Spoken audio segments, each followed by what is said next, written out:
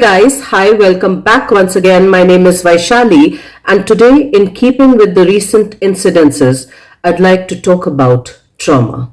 So, what exactly is trauma? Now, for most of us, in a general parlance, trauma is a huge life altering event, an event that is not deliberately self consciously chosen. It almost comes across like an accident that causes a deep wound, a deep hurt. And in a sense, trauma is exactly that. It's a deep wound, it's a deep hurt, it's a deep scar. Not just on physical level, but even on psychological levels as well. And that's an understanding that most of us have with regards to trauma or the understanding of trauma.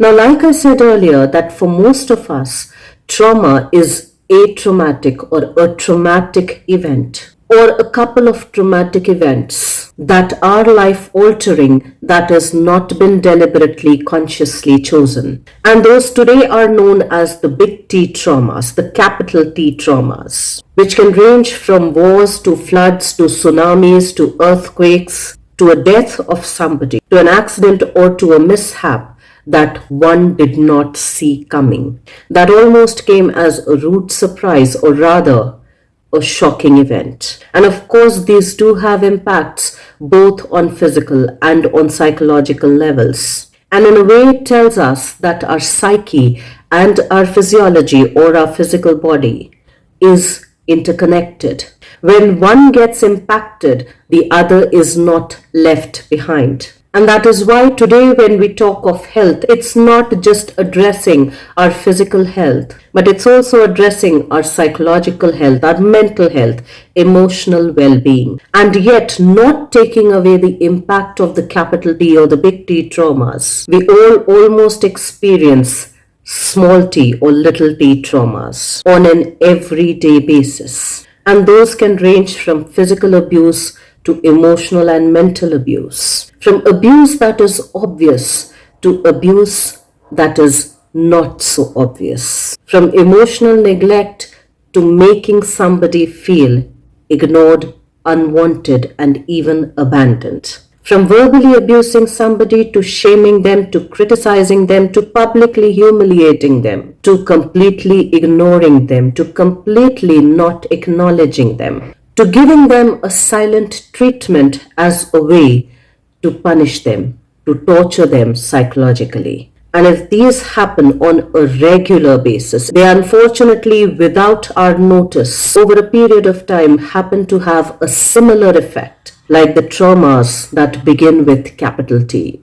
or big T. And unfortunately, many a times, since as humans we are very adaptive, we are exceptionally adaptive, we somewhere tend to normalize all of these little t traumas as well that have a cumulative effect much later throughout one's lifetime. Because somewhere, whatever the kind of trauma that we experience, it shatters our self-confidence, it shatters our self-esteem. It makes us question our self-worth. It makes us mistrust others and ourselves. It makes us lose faith not only in ourselves, but also in others. It makes us more afraid and more fearful, which in turn causes a lot of pain, both on personal and on interpersonal levels, which then invariably adds to a lot of distress. And in order to cope with all of that, we go into 4F responses: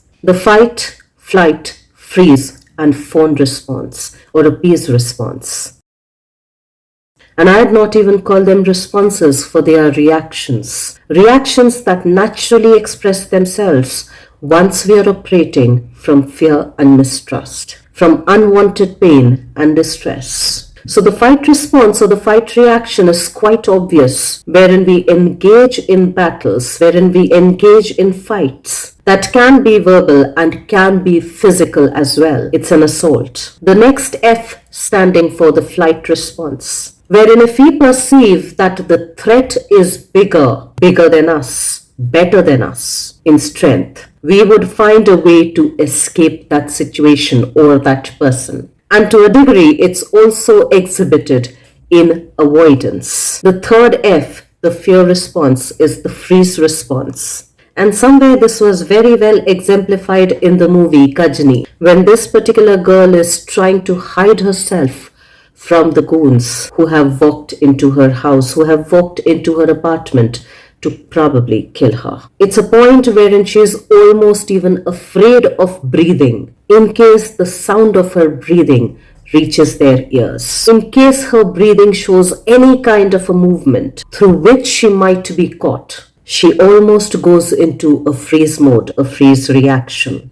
And the last F of the fear reaction is the fawn or the appease response, essentially implying that we are so uncomfortable and so afraid of any kind of a confrontation, of any kind of unpleasantness, that we invariably agree with everything that the others are saying just to maintain the status quo, just so that the boat metaphorically does not rock. And in that process, we are deceiving not only ourselves, but even others. We are being dishonest not only with ourselves, but also with others. And quite naturally, it creates a vicious cycle of fear, of mistrust, of dishonesty, of lack of integrity, of lack of understanding, of lack of empathy, and a whole lot of distress. And as Dr. Gabor Mate would say, trauma is not what happens to us. It's what happens inside of us.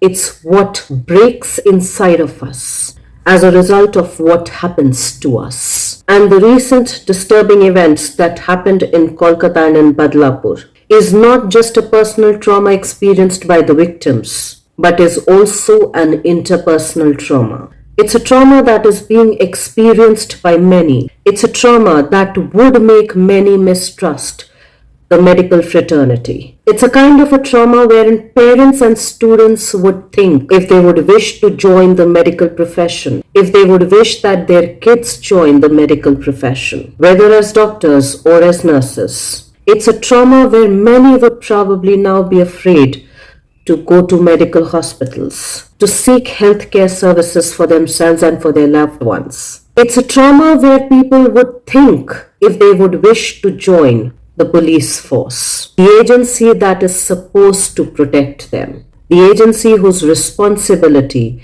is to protect its own citizens. It's a trauma wherein people would probably now be afraid to venture into those few areas, into those few places. It's a trauma which would probably, even to a degree, impact the tourism department. It's a trauma wherein people would now question the integrity of the entire ecosystem.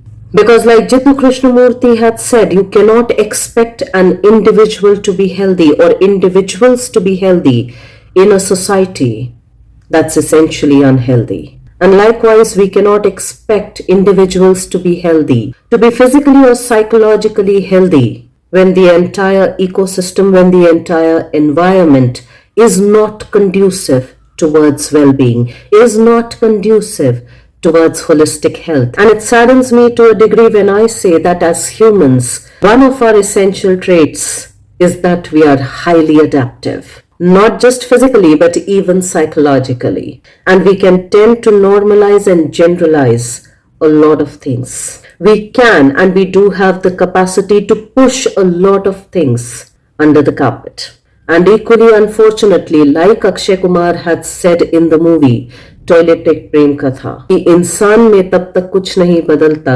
जब तक कि वो उसका personal agenda नहीं हो जाता.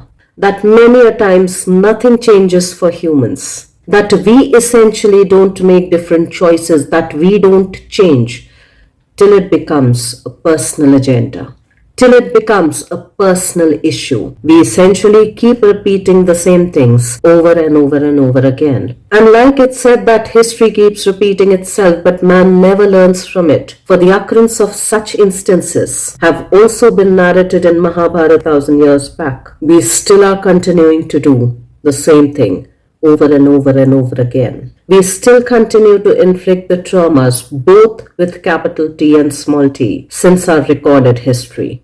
So maybe it's time to edit the saying so that we can start writing that history keeps repeating itself, because man is willing to learn from it. So that in order to bring any kind of a change in our own thinking, in our own behavior, in our own lifestyle, in our own life choices, in our own decision-making processes, we don't have to experience such horrifying traumatic incidences on a very personal level. So that we don't become so adaptable to our own nonsenses, that in order to make us more sensitive, that in order to make us a little more sensible, such atrocities don't have to become bigger. We should not be so blind that we turn a blind eye towards these things. We should not be so deaf that we turn a deaf ear towards these things, whether they are small t traumas or big T traumas. Let's try and reflect and think about all of the big T and the small t traumas that we have not only experienced but probably have unknowingly also transmitted it around. That we have also passed around because somewhere it was passed around to us. Let's try and become aware of that so we can stop it. We can cut it. We can nip it at the bud. For they also say that prevention is better than cure. And any kind of a prevention only happens only when we are aware of it. Let's try and do that for ourselves. Let's try and reflect on all of those aspects. And I will see you once again the next week. Till then, stay tuned in. And guys, if you do like the contextual content of these videos, please do like, share, and subscribe.